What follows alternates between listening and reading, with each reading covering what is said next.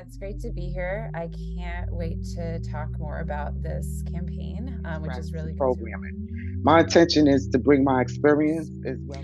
I would have moments where I would just not be okay around people. As a social worker, I have always wanted to impact people and help. Some of our young people get trapped in that pipeline at 16. Has a mental health disorder and or diagnosis, when he or she has an episode, like they're not even conscious. Too, to see, okay, how are we taking care of these human bodies behind bars? Let's invest in people and not prisons.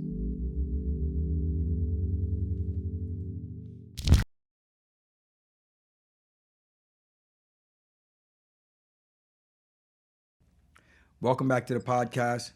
Today we have the distinguished honor of having Justine Cintron with us. Justine happens to be a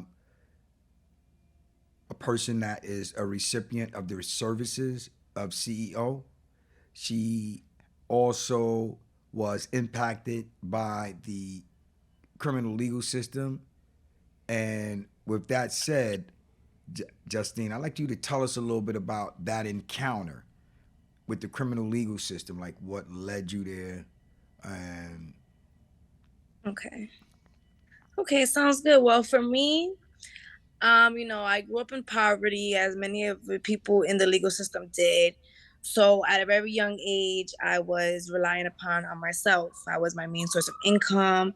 At a very young age, I would say I was in the streets at 15, 16 years old, the only female, all male, doing basically anything that I could think of to survive and live every day. So when I became about 17, 18 years old, I started to realize that me on my own, before I even became incarcerated, which led up to my incarceration, that mentally it was something that was off. Like I would get these moments, and I've always had them, but as I got older, it got worse.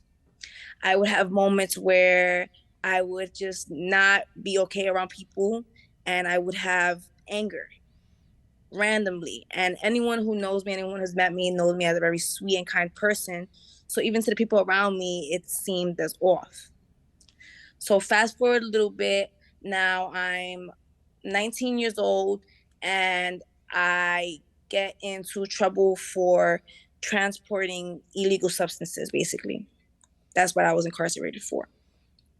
So during that time, I was not immediately imprisoned or incarcerated, but I was actually, while in the process of them figuring out exactly what they wanted my judgment to be, I was released to a program called Cases.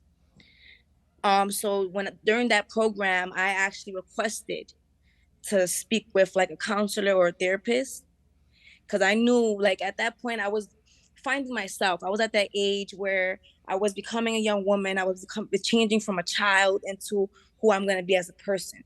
So it was just a lot of realizations happening overall in my life. So during this time, I spoke with a counselor, and through that process, I learned that I actually had, I suffer from bipolar disorder. I also suffer from anxiety, and I also suffer from PTSD as well.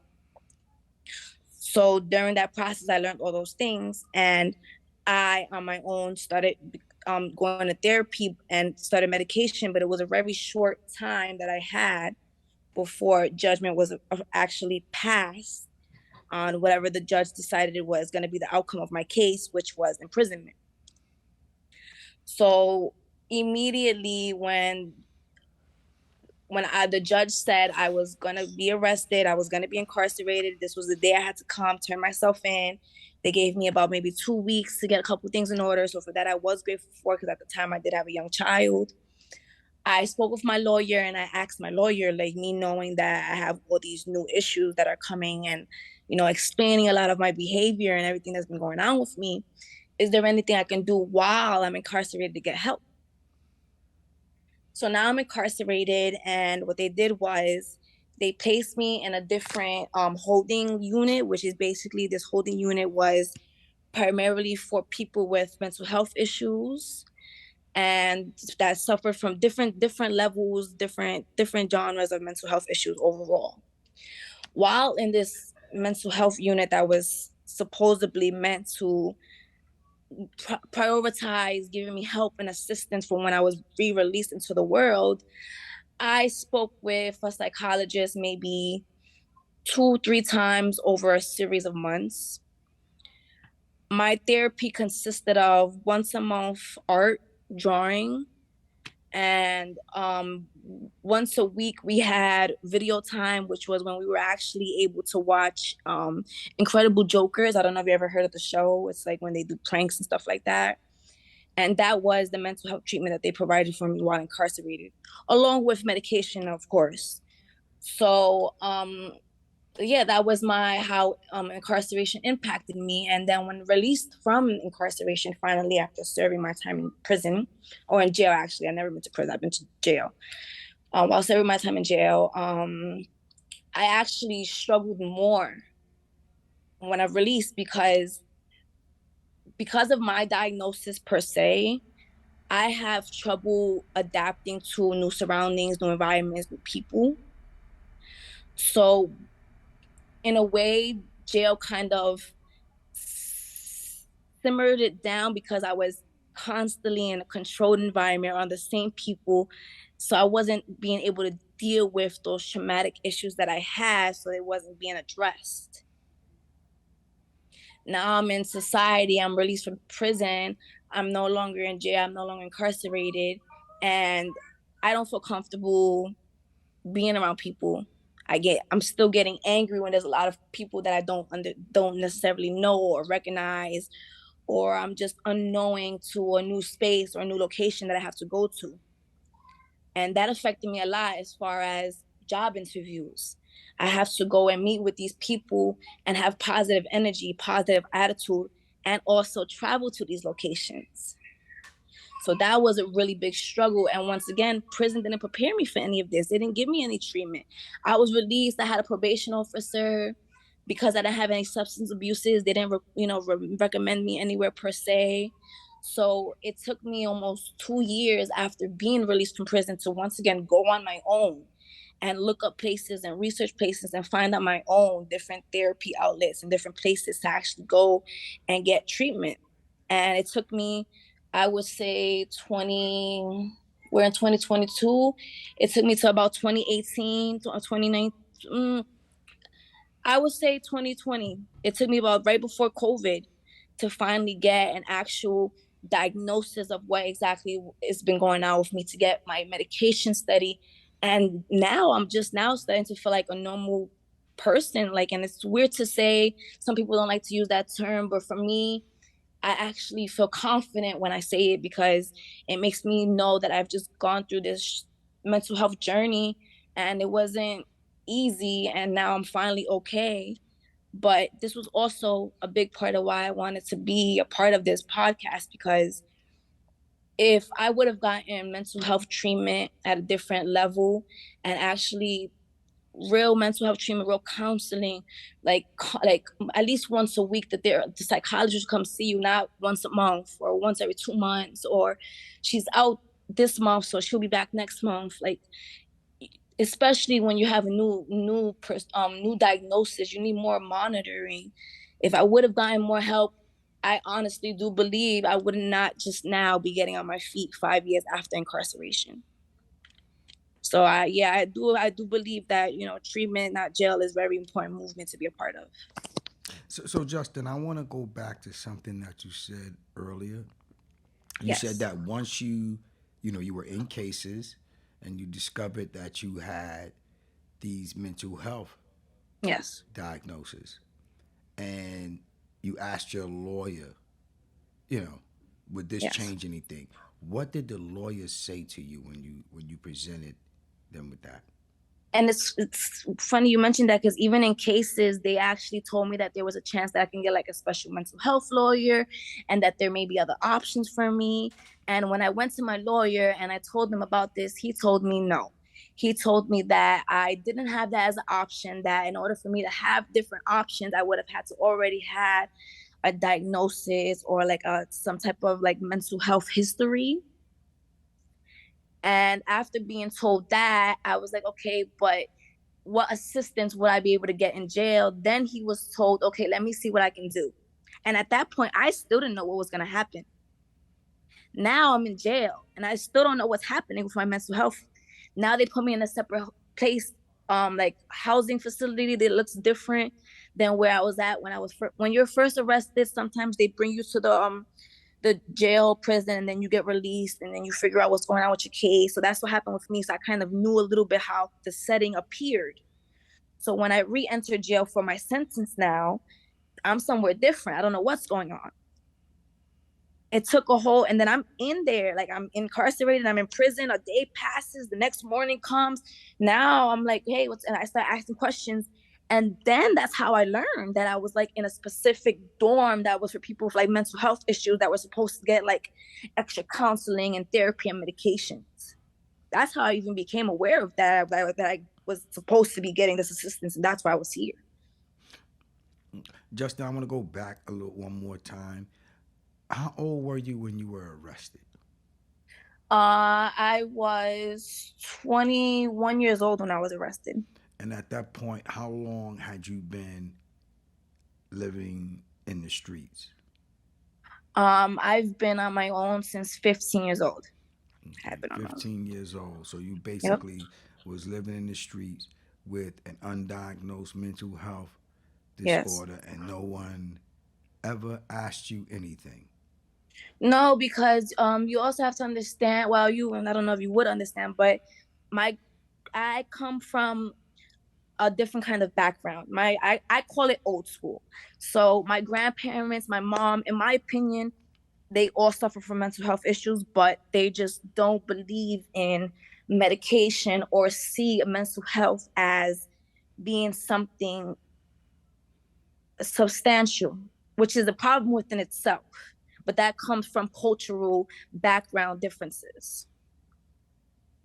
So growing up, even like as a kid, when I was little, and this is something I to this day speak with therapists about, I would have anxiety. And it would be the littlest things, like knowing you have a big trip one day and the night before you can't sleep and you're up all night and you literally don't go to sleep and you just wake up, no waking up, you go get out of bed, go the next day. And when you come home, you crash because all your adrenaline and excitement, that's a sign of anxiety. And as a child, I was having those signs and my mom, would brush it off as, oh, you're just excited. Yeah, but there's limits. There's limits to excitement and anxiety. And when you kind of are more knowledgeable about those things, that you see the signs and you understand the differences and limits more. All right, Justin, I got to go to another serious question. Yes. Have you ever, while you was on the streets, I think I pretty much know the answer to this question already, because being a person that has been in the streets himself, I know that there are certain things that accompany being in the streets. Absolutely. Have you ever used any illegal substances? Yes, I have. I've drank before, I've smoked marijuana, and I used to take a lot of like ecstasy and a lot of medications that would keep me awake, so that way I was able to be in the streets for longer periods of time. Did anyone during the course from the point that you got arrested to the point that you got sentenced ever asked you about that? Yeah, actually, like a couple of my family members at certain points of the throughout it was concerned because my weight severely dropped. But I was just so more concerned with my lifestyle and trying to survive, to be honest, because I never, like, I would have, for example, I would have like aunts and uncles that would see me on the holidays, maybe be like, hey, Justine, you lost a lot of weight. You know what I mean? But every day, no one knew that I'm losing a lot of weight because I'm trying to stay awake for 3-4 days straight because I need to pay for somewhere to live. I need to pay for food. I need to pay for clothes on my back. I need to do all of these things, and I'm this age, so I can't get a job. I have so many but options. And, I'm not going to call, this is the big thing, I'm not going to call ACS or the system, my mother or my parent, because I don't want to be in that system either, because I know tons of people that are in that system and it's not that much different or better than what I'm already going through. So that was a big thing too back then. So let me, I want to make reference to, okay, you got arrested. Did any attorney ever ask you about that? About my mental health? No. Your mental health. What about your substance use disorder? Did anybody ever ask you during the course of the point when you got arrested all the way up to the point when you got sentenced? Did anyone ever ask you, do you use drugs? Have you been using drugs? Were you using drugs while you committed this offense? One time.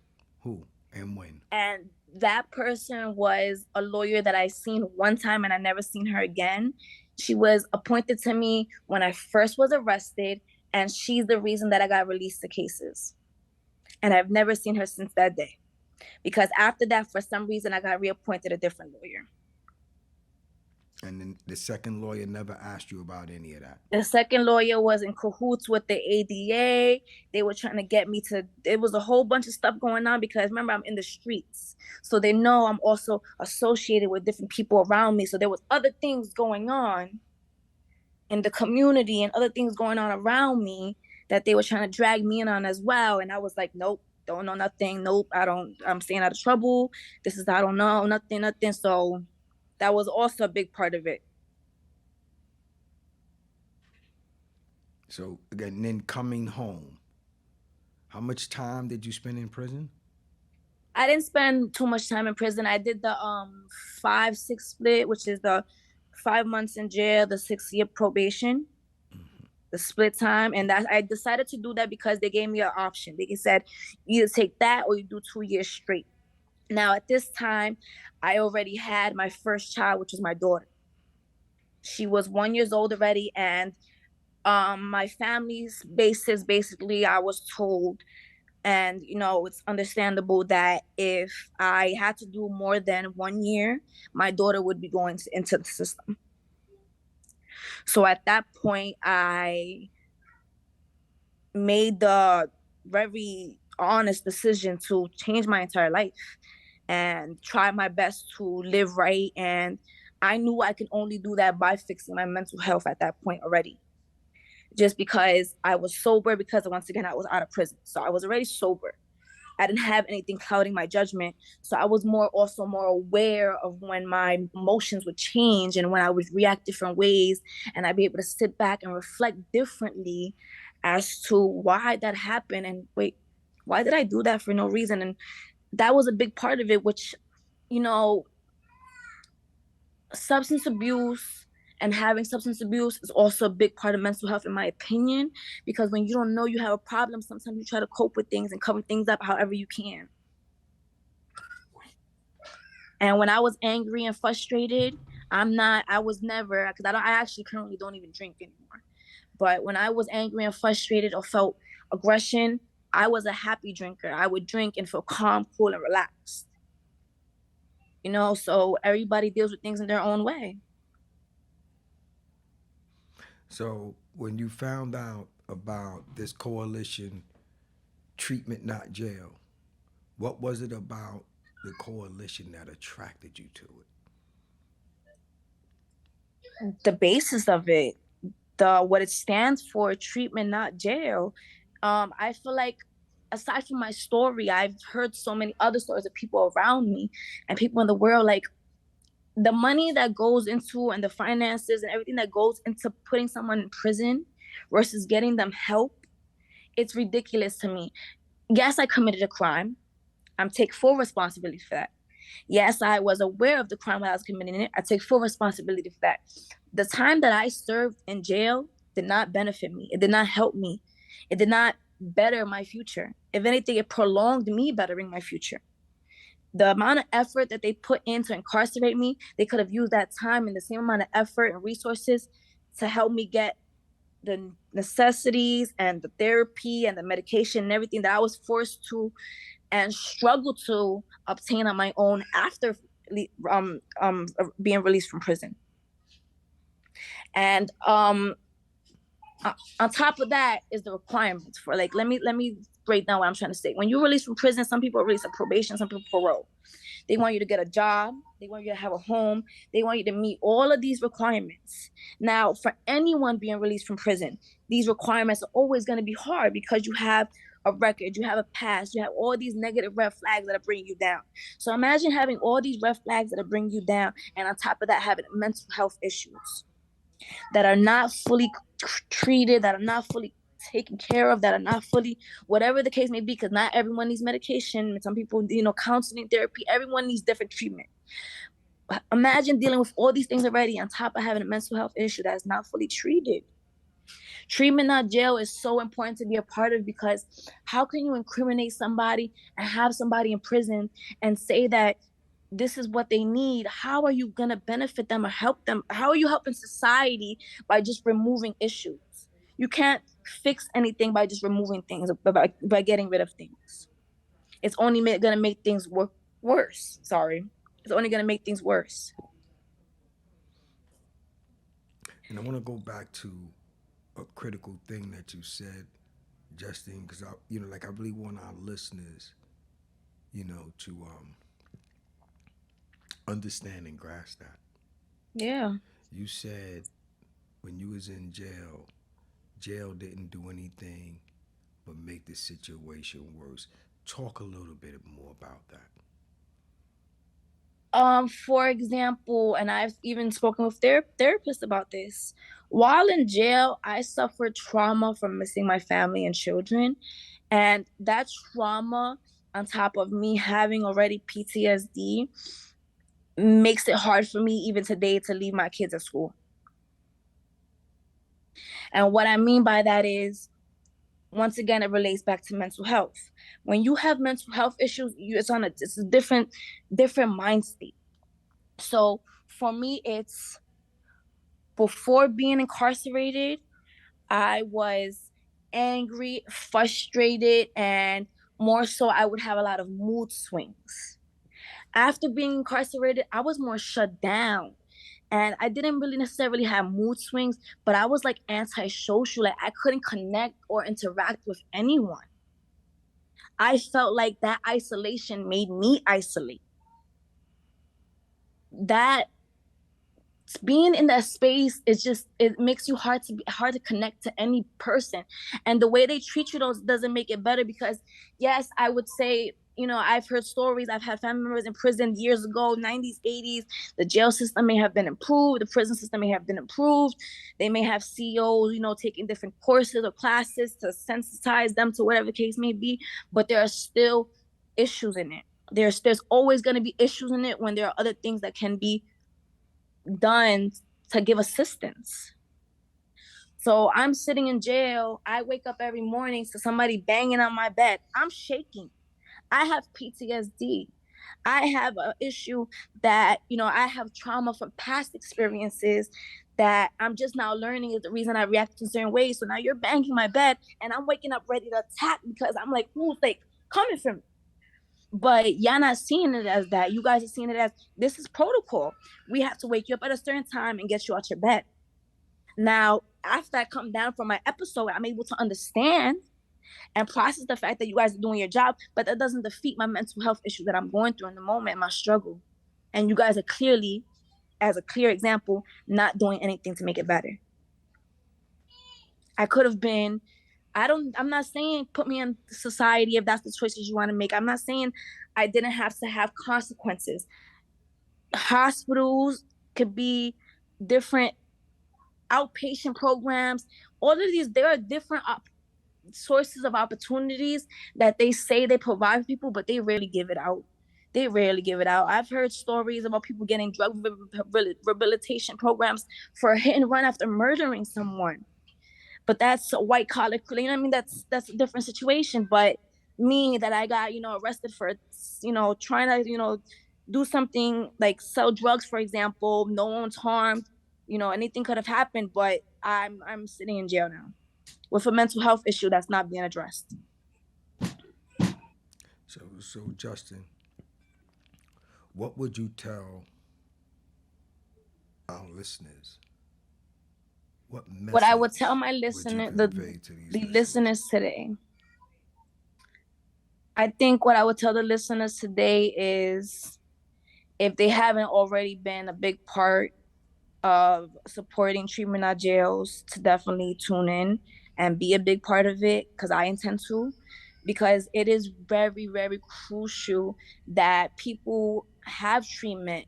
And there are many people that are not like me, that don't have voices to be able to express themselves and even ask for the help, but need the help. There are many people that are not even educated enough to know how to use the internet resources to get themselves help the way I was blessed enough to be able to on my own.